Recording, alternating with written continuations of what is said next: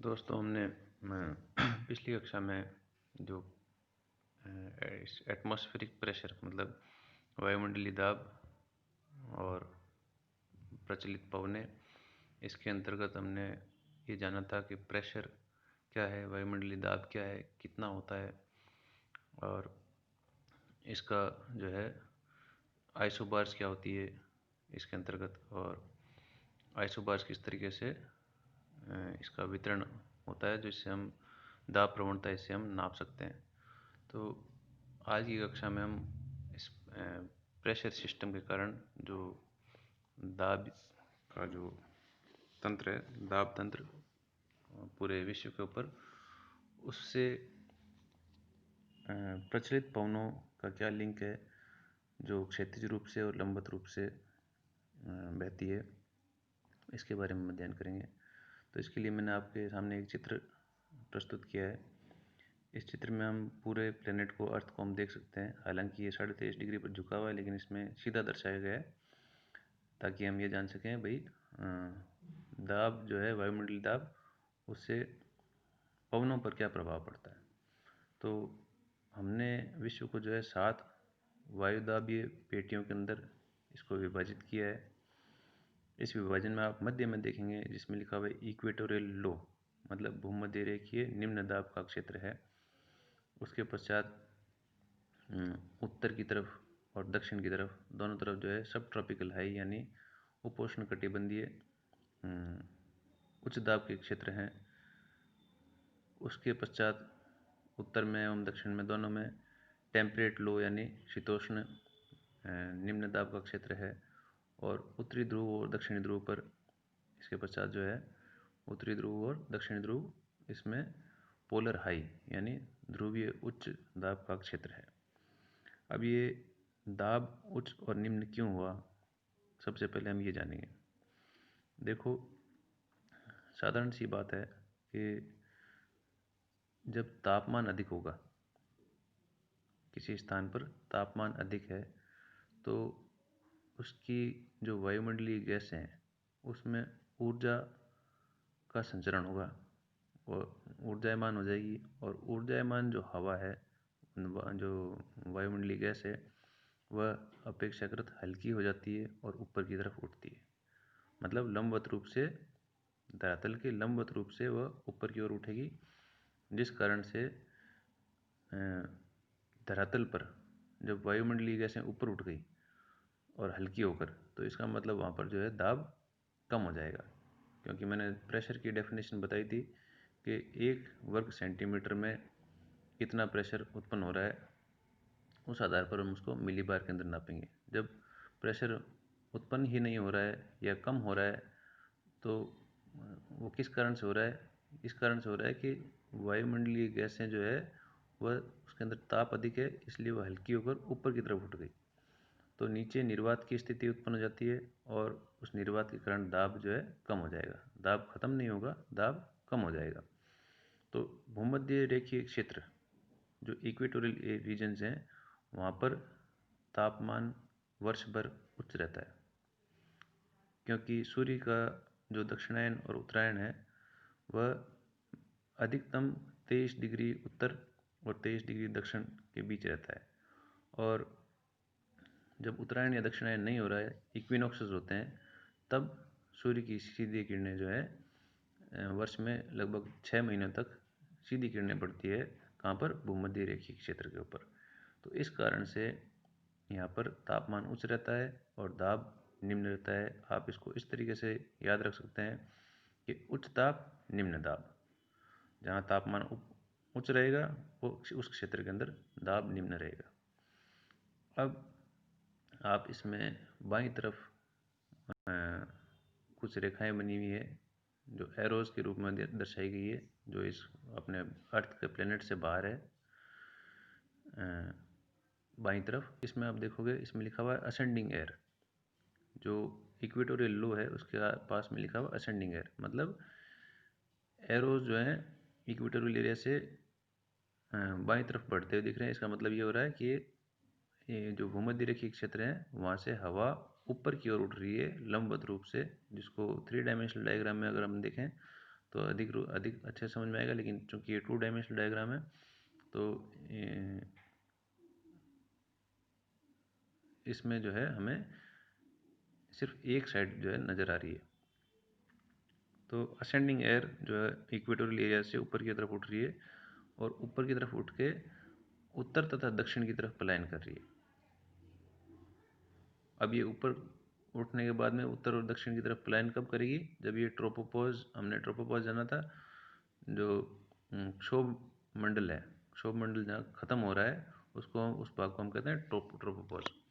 तो ये भाग जो है यहाँ पर हम देख सकते हैं कि वायुमंडलीय जो गैसें हैं जो ऊपर उठकर उत्तर और दक्षिण की तरफ मुड़ रही है। और उत्तर और दक्षिण के दूसरी एक चीज़ यहाँ पर ये और हो रही है कि जब वायुमंडलीय गैसें ऊपर की तरफ उठती है तो उसमें जो गुप्त ऊष्मा है वह उसका ह्रास हो जाता है, वो उसमें से निकल जाती है। और गुप्त ऊष्मा निकलने के कारण लेटेंट हीट जब रिलीज हो जाएगी तो वायुमंडलीय गैसें जो है फिर से ठंडी हो जाएगी और ठंडी होने के कारण वो नीचे बैठेगी। तो हम देख रहे हैं कि जो सब ट्रॉपिकल हाई जो जहाँ पर लिखा हुआ है उसके पास में लिखा हुआ है डिसेंडिंग एयर, मतलब वहाँ से हवा फिर नीचे बैठनी शुरू हो जाती है। और जब नीचे बैठना शुरू हुई तो क्या हुआ, जो उपोष्ण कटिबंधीय क्षेत्र है वहाँ पर उच्च दाब का क्षेत्र बन जाएगा, क्योंकि वायुमंडलीय गैसें वहाँ पर नीचे की ओर बैठ रही है, धरातल की तरफ जा रही है। और धरातल पर जाने के कारण जो है वहाँ पर प्रेशर हाई हो जाएगा। तो दूसरा नियम ये हो गया कि लो टेम्परेचर हाई प्रेशर, निम्न ताप उच्च दाब। पहला नियम था उच्च ताप निम्न दाब, दूसरा नियम है निम्न ताप उच्च दाब। तो अब ठंडी हवाएं यहाँ पर बैठ रही है, इसका मतलब यहाँ पर तापमान तो कम हो जाएगा और दाब जो है बढ़ जाएगा। इस कारण से यहाँ पर उच्च दाब की स्थिति बन जाती है।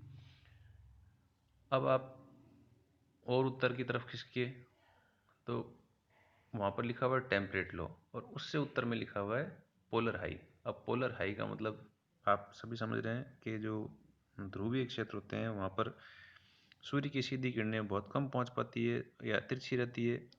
तो इस कारण से वहाँ पर जो है तापमान सदैव ही निम्न बना रहता है और निम्न तापमान की वजह से यहाँ पर हमेशा उच्च दाब की स्थिति क्रिएट होती थी।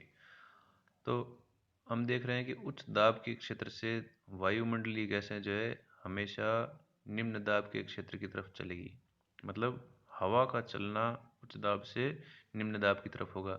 तो क्षैतिज रूप से हम देख रहे हैं कि एक तो जो उपोष्ण कटिबंधीय उच्च दाब का क्षेत्र था और एक जो है ध्रुवीय उच्च दाब का क्षेत्र है, वहाँ दोनों तरफ से हवाएं उच्च दाब से निम्न दाब की तरफ चल रही है, जहाँ पर टेम्परेचर जो शीतोष्ण कटिबंधीय क्षेत्र है उस ओर, शीतोष्ण कटिबंधीय क्षेत्र की ओर हवाएं जब चल रही है तो यहाँ पर क्या हो जाएगा, यहाँ पर हवाएं क्षैतिज रूप से इस निम्न दाब क्षेत्र को भर देगी और भरने के कारण जो है फिर से ऊपर की तरफ उठेगी। तो असेंडिंग एरिया हम देख रहे हैं कि शीतोष्ण कटिबंधीय क्षेत्र जो है टेम्परेट लो जो एरिया है उसके पास में से हम देख रहे हैं कि एक जो असेंडिंग एयर का कॉलम बना हुआ है और असेंडिंग एयर जो है यहाँ से हवाएं ऊपर उठ रही है। और इस प्रकार से भूमध्य रेखीय क्षेत्र से इक्वेटोरियल एरिया से लेकर और ध्रुवीय क्षेत्रों तक 1, 2 और 3 जो है पेटियाँ बन जाती है। 3 जो है सर्कुलेशन के बेल्ट्स बन जाते हैं। पहले बेल्ट को हम हेडली सेल के नाम से जानते हैं, दूसरे बेल्ट को हम फेरल सेल के नाम से जानते हैं और तीसरा जो सेल है उसको हम पोलर सेल के नाम से जानते हैं। मतलब हेडली कोशिका, फेरल कोशिका और पोलर कोशिका, ये 3 सेल्स जो हैं ये वर्टिकल और हॉरिजॉन्टल सर्कुलेशन से बन जाते हैं। अब हवा जो है धरातल पर किस प्रकार से चलेगी उसके बारे में हम अध्ययन करेंगे। हमने देखा कि इक्वेटोरियल एरिया के अंदर भूमध्य रेखीय क्षेत्र के अंदर निम्न दाब का क्षेत्र बन जाता है। निम्न दाब का क्षेत्र को भरण करने के लिए उच्च दाब के क्षेत्र से वायु निम्न दाब के क्षेत्र की तरफ चलेगी। तो हम ये देख रहे हैं कि सब ट्रॉपिकल एरिया जो है वो हाई प्रेशर के जोन्स हैं, वहाँ से हवा भूमध्य रेखा की तरफ चलेगी। और हवा जब चलती है उच्च दाब से निम्न दाब के कारण तो पृथ्वी के घूर्णन के कारण उनके ऊपर सेंट्रीफ्यूगल बल लगता है, उसके अंदर डिफ्लेक्शन आता है जिसको हम कोरियलिस बल नाम से जानते हैं। इसको हम एक सरल नियम से समझ सकते हैं कि अगर हम उत्तरी भाग में अगर पीठ हवा की दिशा की तरफ पीठ करके खड़े हो जाएं, हवा जिस दिशा से आ रही है उस पर अगर हम पीठ करके खड़े हो जाएं तो हवा हमारे दाईं तरफ मुड़ेगी। और दक्षिणी ध्रुव के अंदर अगर हम खड़े हैं, दक्षिणी गोलार्ध के अंदर हम खड़े हैं तो हवा की दिशा की तरफ अगर हम पीठ करके खड़े हो जाएं तो हवा बाईं तरफ मुड़ेगी। तो इस कारण से जो है 23 डिग्री से लेके 0 डिग्री के बीच में, 30 डिग्री से लेके 0 डिग्री के बीच में जो हवाएं चलती है वह डिफ्लेक्शन होने के कारण दक्षिणी गोलार्ध के अंदर साउथ ईस्ट दिशा से चलती है और उत्तरी गोलार्ध के अंदर नॉर्थ ईस्ट से चलती है। तो इसलिए हम इसको व्यापारिक पवनों से नाम से जानते हैं, उत्तर पूर्वी व्यापारिक पवने और दक्षिण पूर्वी व्यापारिक पवने। व्यापारिक पवने इसलिए कहा जाता है क्योंकि ये मोस्टली जो शिप्स के लिए जो ट्रेड रूट्स हैं वो यही हुआ करते थे। जो जहाज़ हैं जो हवा के कारण चलते थे पुराने टाइम में, जिस पे याक जो लगे होते हैं, पर्दे लगे होते हैं बड़े विशालकाय, और जिससे हवा उनके ऊपर टकराती है तो जहाज़ को आगे बढ़ा के ले जाती है। इस तरह के जहाज़ों से पहले व्यापार होता था और व्यापारी इसको मुख्य रूप से इसको काम में लेते थे। तो ये हमारा इक्वेटोरियल लो बेल्ट जो है उसके पास में कन्वर्जेंस होता है, इसको इन दोनों हवाओं का, व्यापारिक पवनों का, और कन्वर्जेंस जो होगा उसको हम बोलेंगे ITCZ, inter tropical convergence zone. अब इसके विपरीत तुम देखो टेम्परेट लो एरिया जहाँ लिखा हुआ है दोनों गोलार्धों में, टेम्परेट लो की तरफ भी हवाएं चल रही है उच्च दाब के क्षेत्र से, एक तो पोलर हाई से और एक सब ट्रॉपिकल हाई से। इन दोनों दिशाओं से जो है हवा चल रही है और ये चल रही है वेस्ट डायरेक्शन की तरफ। तो इसको हम वेस्टर्ली विंड बोलते हैं और 40, 50, 60 डिग्री पर इनके अलग अलग नाम हैं, जिसको फ्यूरियस 40s, नहीं रोरिंग 40s, फ्यूरियस 50s और शेकिंग 60s डिग्री के नाम से जानते हैं। तो ये क्षेत्र जो है तीव्र हवाओं के चपेट में रहता है, जिसको हम पछुआ हवाएं या पश्चिमी वेस्टर्ली विंड्स बोलते हैं। तो ये हमने आज जाना कि भाई प्रेशर से विंड का चलना और प्लेनेट पर विंड का क्या सिस्टम है, पूरे जो हमारा पृथ्वी है उसके ऊपर हवाएं दाब का क्षेत्र कैसे हैं और उन दाब से रिजल्टेंट दाब के परिणाम स्वरूप हवाएं किस दिशा में चलती है। तो आप इसका पुस्तक से अध्ययन करें और इस YouTube वीडियो को देखें। कोई प्रश्न है तो अवश्य पूछें। धन्यवाद।